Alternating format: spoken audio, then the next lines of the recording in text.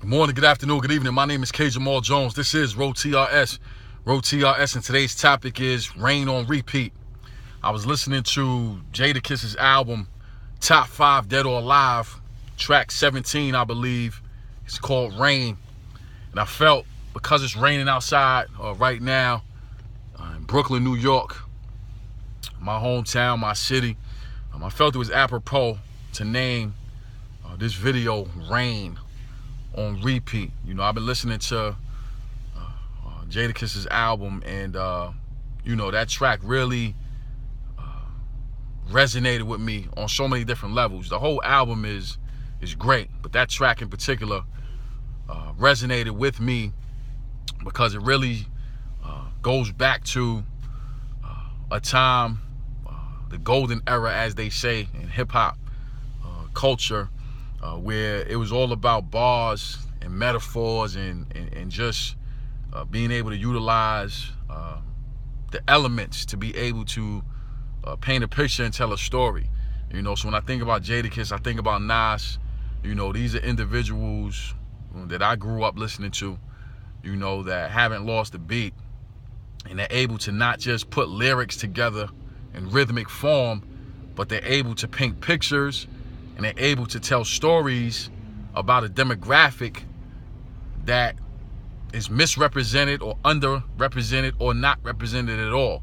You know, and they're able to take these situations of inner city urban American communities and turn them into this poetic art that has to be appreciated. You know, so for me, being a speaker for 10 plus years, you know, being somebody who grew up in an urban setting, you know, coming from a single parent home, you know, being influenced by hip hop culture, playing basketball, you know, all the different things that have been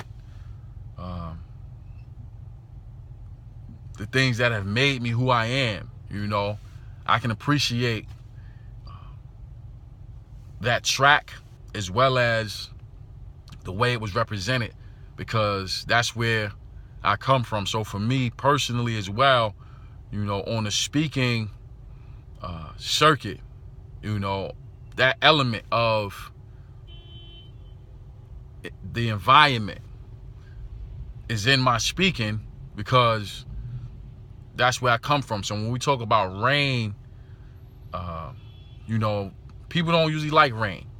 You know, people would rather it be sunny. They would rather it be warm, not too hot, but definitely not cold.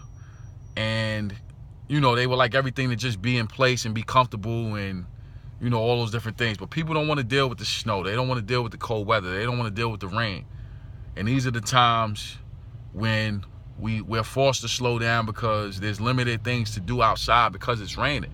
You know, when it's freezing outside or when the snow is coming down and it's winter time, nobody really wants to be out in the elements unless it's necessary, unless you have to do it. You know, but the reality of it is that these elements of weather, the seasons, you know, these are metaphoric for life, you know, because in life you have times when, yes, it is sunny and everything is going well. You know, you have times when it's fall and, you know,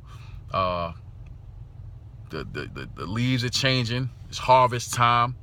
You know what I'm saying? You have those winter moments where it's like, man, like, when is it ever going to be over?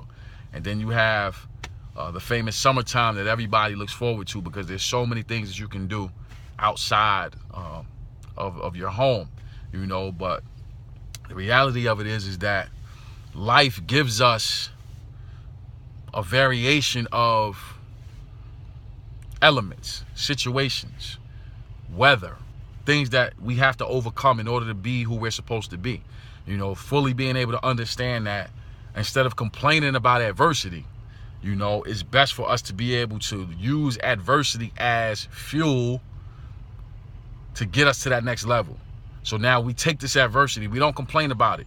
We take this adversity and we say, okay, adversity, you think you have me, but you don't. I'm going to take you and I'm going to use you to propel me to that next level. So what I mean by that is I take everything that has been adverse in my life, right? And I make the adjustment.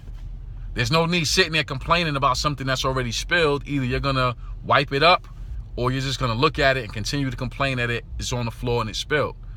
So you can't keep doing that. You're either going to wipe it up or not. You know, so with adversity, we don't complain about it. We take it and we say, all right, adversity, you think you have me, but you don't. I'm going to take you and use you to make the adjustments that I need to make in my life. And this is the most difficult part of life, because sometimes we don't even recognize that there is an adversity to force us to make the adjustment. Sometimes we really and truly believe in our hearts and in our minds that the adversity is not us, but the adversity is somebody else. And we continue to just push it on them and say, well, it's not me, it's them, and I don't have to make any adjustments because I didn't do anything wrong. You know, but when we're in the same situation for 5, 10, 20, 40 years, I think it's time for us to acknowledge the fact that we have some adversity that's keeping us from getting to the next level. So once we get beyond that, we make the adjustment. Now, once we make the adjustments, we say, okay, you know, things are looking up, things are starting to look better. Now, if I continue to persist on this road, now I'll be able to have the achievement that I'm looking for. And here's the thing that's so funny about life.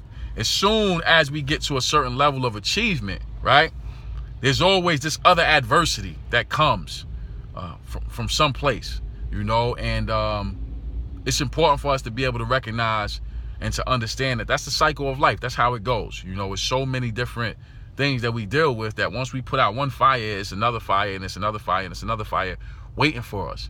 But it's not for us to be discouraged. It's for us to be encouraged, because we recognize and we understand that this is just the cycle of life. This is just how it goes. So when we know that, we can approach life with a totally different mindset, and then we can be who we've set out to be. So with that, I want to say thank you to everyone who subscribes to Kenyon Jones on YouTube. We're grateful for the support from Facebook, Instagram, Twitter. I want to remind you to always, always, always rock out with the rock stars. Thank you for watching, and God bless.